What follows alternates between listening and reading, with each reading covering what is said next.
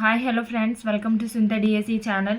Friends, ఈరోజు వీడియోలో మనం తెలుగు తోట చూడండి, తెలుగు వాచకం 5వ తరగతికి సంబంధించి మనం కొన్ని ఇంపార్టెంట్ బిట్స్ని చూద్దామండి. ఇంత తక్కువ టైంలో మనం రివిజన్లో భాగంగా మనము వీటిని చూసినట్లయితే ఇందులో నుండి కనీసం మనకి 1 లేదా 2 బిట్లు అనేవి మనకి ఎగ్జామ్లో వచ్చే అవకాశం ఉంది. సో ఫ్రెండ్స్, మనం ఈరోజు ఈ వీడియోలో మనం 5th క్లాస్కి సంబంధించి ఇంపార్టెంట్ బిట్స్ చూద్దాం. ఫ్రెండ్స్, ఎవరైనా నా వీడియోస్ని ఫస్ట్ టైం చూస్తున్నట్లయితే నా వీడియోస్ని లైక్ చేసి షేర్ చేయండి ఫ్రెండ్స్. అలాగే నా ఛానల్ని సబ్స్క్రైబ్ చేసి నన్ను సపోర్ట్ చేయండి. అయితే ఇప్పుడు మనం వీడియోలోకి వెళ్ళిపోదాం. చూడండి, మనకి 5వ తరగతి తెలుగులోని ఫస్ట్ బిట్ చూడండి. తృణ కంకణం అనే కావ్యము డాష్ వారి రచన అనేసి మనకి ఇక్కడ అడగడం జరిగింది. చూడండి, మనకి ఎగ్జామ్లో కూడా తృణ కంకణం అనేది క్రింది వారి ఎవరి రచన అనేసి అడుగుతారు. సో ఇక్కడ చూడండి, మనకి తృణ కంకణం అనే కావ్యాన్ని రాసిన కవి మనకి రాయప్రోలు సుబ్బారావు. నెక్స్ట్ బిట్ చూడండి ఫ్రెండ్స్. సాయం అనే పాఠంలో రవి అనే అబ్బాయికి డాష్ అంటే చాలా ఇష్టం. చూడండి, ఇక్కడ మనకి ఇలా డైరెక్ట్ అడగవచ్చు, లేదా సాయం అనే పాఠంలోని పిల్లోడి పేరు అని కూడా, లేదా అతని పాత్ర అనేది అడుగుతారు. సో ఇలా అడిగినప్పుడు చూడండి, సాయం అనే పాఠంలో రవికి డాష్ అంటే చాలా ఇష్టం అంటే చూడండి, పక్షులంటే చాలా ఇష్టం. Next question. జమదగ్ని అనే కలం పేరుతో రచనలు చేసిన కవి డాష్. చూడండి, జమదగ్ని అనే కలంతో రచనలు చేసిన కవి మనకి చూడండి చెరుకుపల్లి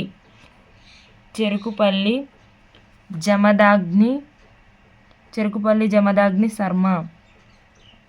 నెక్స్ట్ బిట్ చూడండి. కొండవాగు అనే పాఠం యొక్క ఇతివృత్తం డాష్.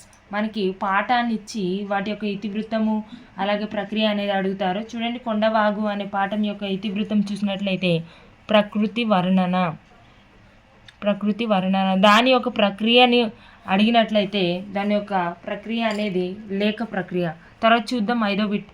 నేలపట్టు అనేది ఒక డాష్. ఇది మనకి ప్రీవియస్ బిట్ అండి. నేలపట్టు అనేది ఒక చూడండి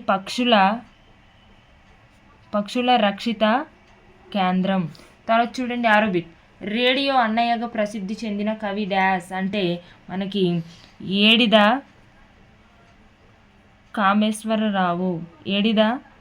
కామేశ్వరరావుని రేడియో అన్నయ్యగా పిలుస్తారు. నెక్స్ట్ చూడండి, గుడిసెలు కాలిపోతున్నాయి అనే ఖండకావ్యం రాసిన కవి.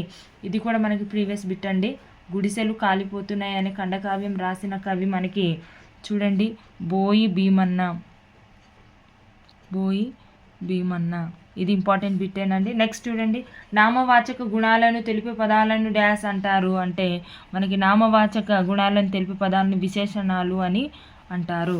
9వ బిట్ చూడండి. మహారాష్ట్ర నుండి వలస వచ్చిన డాష్ కులస్తుల నుండి ఈ యొక్క తోలుబొమ్మలాట ఇతర కులస్తులు నేర్చుకున్నారు అంటే మనకి ఏ కులస్తులు అంటే ఆరే కులస్తుల నుండి మనకి ఈ యొక్క తోలుబొమ్మలాట అనేది మనకి అంటే ఇతర కులస్తులు కూడా నేర్చుకోవడానికి వీలైంది. తర్వాత చూడండి 10వ బిట్.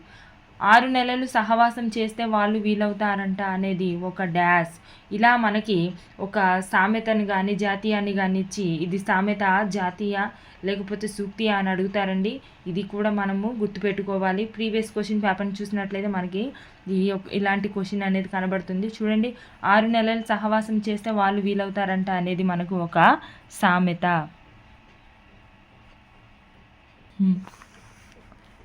చూడండి, ఎవరు అనే పదానికి సమాధానంగా వచ్చే వాటిని డాష్ అంటారంటే కర్త అని అంటారు. నెక్స్ట్ బిట్ చూడండి. ఒక క్రియాపదం వాక్యాన్ని పూర్తి చేస్తే దానిని డాష్ క్రియ అంటారంటే సమాపక క్రియ అంటారు. చూడండి, ఒక క్రియాపదము వాక్యాన్ని పూర్తి చేస్తే దాన్ని సమాపక క్రియ అంటారు. నెక్స్ట్ బిట్ చూడండి 13వ బిట్. ఒక క్రియాపదం వాక్యాన్ని పూర్తి చేయలేకపోతే అది డాష్ అంటే వాక్యాన్ని పూర్తి చేయలేకపోతే అది అసమాపక క్రియ. నెక్స్ట్ బిట్ చూడండి. కూచిపూడి నాట్యకళకు మూల పురుషుడు డాష్. ఇది మనకి జనరల్ బిట్ అండి. కూచిపూడి నాట్యకళకు మూల పురుషుడు సిద్ధేంద్ర యోగి. నెక్స్ట్ బిట్ చూడండి. కూచిపూడి నాటక ప్రదర్శనలను డాష్ అంటారు అంటే భాగవత మేళ అని అంటారు. నెక్స్ట్ బిట్ చూడండి 16వ బిట్. రాయలసీమ సౌందర్యాన్ని విషాదాన్ని సమంగా చిత్రించిన పాఠం డాష్. మనకి రాయలసీమ యొక్క సౌందర్యాన్ని అలాగే దాని యొక్క విషాదాన్ని కూడా సమానంగా చిత్రించిన పాట మనకి పెన్నేటి పాట. నెక్స్ట్ బిట్ చూడండి, శ్రీకాకుళం దగ్గరలోని డ్యాష్ వద్ద నాగవల్లి బంగాళాఖాతంలో కలుస్తుంది. మనకి నాగవల్లి నది మనకి ఒరిస్సాలో పుట్టిందండి, అక్కడ నుండి ప్రారంభమవుతుంది. అయితే ఇది శ్రీకాకుళంలో ఉన్న ప్రజలందరికీ తాగునీరు అనేది అందిస్తుంది. అయితే ఇందులో చూడండి మనకి ఇది శ్రీకాకుళం దగ్గరలోని కల్లెపల్లి వద్ద ఇది బంగాళాఖాతంలో కలుస్తుంది. నెక్స్ట్ బిట్ చూడండి, స్వయం సంపూర్ణమైన పద్యాన్ని డ్యాష్ అంటారు అంటే ముక్తకం అని అంటారు.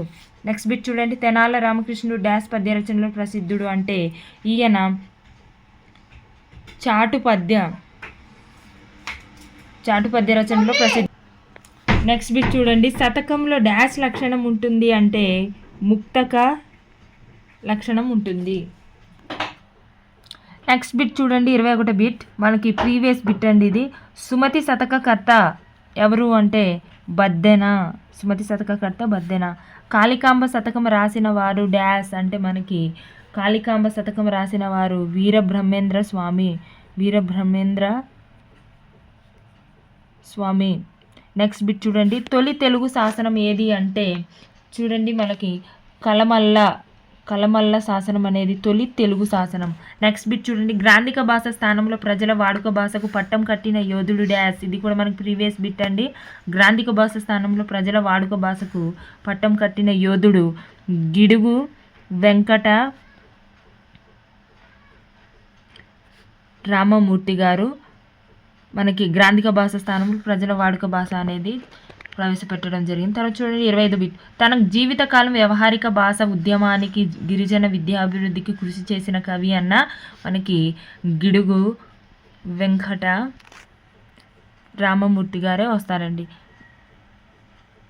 నెక్స్ట్ బిట్ చూడండి, సవర భాషలో వాచకాలు వ్యాకరణం నిఘంటువు రూపొందించిన కవి అన్న మనకి Gidugu Venkata Ramamurthy. Most important bit అండి. తర్వాత చూడండి 27 బిట్, కనుసు అంటే డ్యాష్. కనుసు అంటే ఊరేగింపు. నెక్స్ట్ బిట్ చూడండి, విభక్తి ప్రత్యయాలు మొత్తం డ్యాష్. మోస్ట్ ఇంపార్టెంట్ అండి. కావాలంటే మీరు 2024లో జరిగిన ప్రీవియస్ పేపర్ని చూసినా మీకు కనబడుతుందండి. విభక్తి ప్రత్యయాలు మొత్తం మనకి 8, ఆప్షన్స్ 7, 8 అని ఇస్తారు, కన్ఫ్యూజ్ అవ్వకండి, 8 ఉంటాయి. తర్వాత చూడండి 29 బిట్, తెలుగులో రామాయణం రచించిన తొలి కవయిత్రి డ్యాష్ అంటే ఆత్కూరి మొల్ల. ఇది కూడా ఇంపార్టెంట్ బిట్ అండి.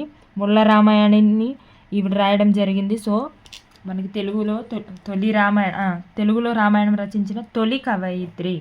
నెక్స్ట్ బిట్ చూడండి, తరిగొండ వేంగమాంబ డ్యాష్ రచనలు సిద్ధహస్తురాలంటే యక్షగాన రచనలో ఈమె సిద్ధహస్తురాలు.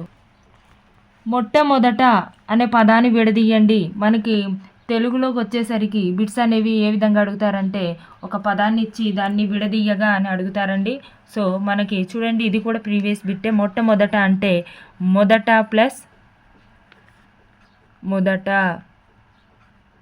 దీన్ని మనం మొట్టమొదట అంటాం. తర్వాత చూడండి 32 బిట్, సుజన రంజని సమాజము అనే సేవా సంస్థను స్థాపించిన వారు. సుజన రంజని సమాజం అనే సేవా సంస్థను స్థాపించిన వారు మనకి చూడండి పోనక కనకమ్మ. నెక్స్ట్ బిట్ చూడండి, మహిళా పారిశ్రామిక సంఘాన్ని ఏర్పరిచిన వారు చుండూరు రత్నమ్మ గారు మహిళా పారిశ్రామిక సంఘాన్ని ఏర్పరిచారు. నెక్స్ట్ బిట్ చూడండి, క్రియాపదం లేని వాక్యాన్ని డ్యాష్ అంటారంటే మనకి క్రియాపదం లేని వాక్యాన్ని మనం క్రియారహిత వాక్యం అని అంటాము. 35 బిట్ చూడండి, వాక్యంలో ఒక సమాపక క్రియ, ఒకటి లేదా అంతకు మించి అసమాపక క్రియలు ఉంటే అది మనకి సంశ్లిష్ట వాక్యం అండి. ఇది కూడా మనకి ప్రీవియస్ బిట్టే. నెక్స్ట్ బిట్ చూడండి, వాక్యంలో ఒకటి కంటే ఎక్కువ సమాపక క్రియలు ఉంటే అది డ్యాష్ సంయుక్త వాక్యం. నెక్స్ట్ బిట్ చూడండి, నన్నయ్య డ్యాష్ శతాబ్దానికి చెందినవారు అంటే 11వ శతాబ్దానికి చెందినవారు. 38 బిట్ చూడండి, కవిబ్రహ్మ బిరుదు గల కవి డ్యాష్. ఇది కూడా మనకి ఇంపార్టెంట్ బిట్టే. కవిబ్రహ్మ బిరుదు గల కవి తిక్కన్న. నెక్స్ట్ బిట్ ఎర్రన్న అద్దంకిని పాలించిన డ్యాస్ ఆస్థానంలో ఉండేవారు అంటే ప్రోలయ వేమరెడ్డి. నెక్స్ట్ బిట్ చూడండి 40 బిట్ కవిత్రయంలో ఎర్రన్న స్థానము 3వ స్థానము. 41 బిట్ చూడండి మోస్ట్ ఇంపార్టెంట్ అండి. నిర్వచనోత్తర రామాయణము రాసిన వారు డ్యాస్ అంటే తిక్కన. తర్వాత చూడండి రాజ్యం విప్లవం పుస్తక రచయిత డ్యాస్ అంటే మనకి లెనిన్. ఈ యొక్క రాజ్యం విప్లవం పుస్తకాన్ని రాసిన వారు లెనిన్. నెక్స్ట్ చూడండి సరోవర రాణి అని పుస్తక రచయిత్రి ఎవరు అంటే సరోజిని నాయుడు. నెక్స్ట్ బిట్ చూడండి పుస్తకాలు శాశ్వత స్నేహితులు అన్నవారు డ్యాస్ అంటే మనకి APJ Abdul Kalam. Next bit చూడండి అచ్చు యంత్రాన్ని కనుగొన్నవారు జనరల్ బిట్ అండి. అచ్చు యంత్రాన్ని కనుగొన్నవారు మనకి జాన్ గుటెన్ బర్గ్. నెక్స్ట్ బిట్ చూడండి లింగవచన భేదం కానిది ఇది మనకు కూడా ఇది ప్రీవియస్ బిట్ అండి, కావాలంటే మీరు చూడొచ్చు. లింగవచన భేదం కానిది అవ్యాయం. నెక్స్ట్ బిట్ చూడండి మంచి పుస్తకం తెరిచి ఉంచిన దేవాలయం ఇది ఒక డ్యాస్ అంటే ఇది సామెత లేక సూక్తియా లేక జాతీయమా అని అడుగుతున్నారండి. మంచి పుస్తకం తెరిచి ఉంచిన దేవాలయం అనేది మనకి ఒక సూక్తి. నెక్స్ట్ బిట్ చూడండి గయోపఖ్యానము అనే నాటకాన్ని రాసిన వారు డ్యాస్ అంటే మనకి ఈ యొక్క నాటకాన్ని రాసిన వారు Chilakamarthi Lakshmi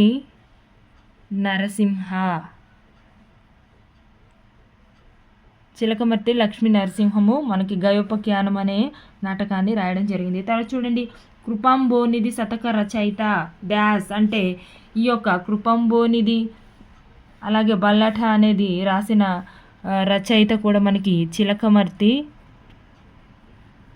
Lakshmi Narasimham. Next last bit చూడండి చైల్డ్ లైన్ నెంబర్ మనకి చూడండి ఇది కూడా మనకి అడిగితే మనకి సైకాలజీలో కూడా అడగొచ్చు లేదా ఇది జనరల్ బిట్ కాబట్టి మనకి తెలుగులో కూడా అడిగే అవకాశాలు ఉన్నాయి. సో మనకి టెక్స్ట్ బుక్ చూసినట్లయితే లాస్ట్లో మనకి ఇది కనబడుతుందండి అట్ట మీద. చైల్డ్ లైన్ నెంబర్ మనకి చూడండి 1098.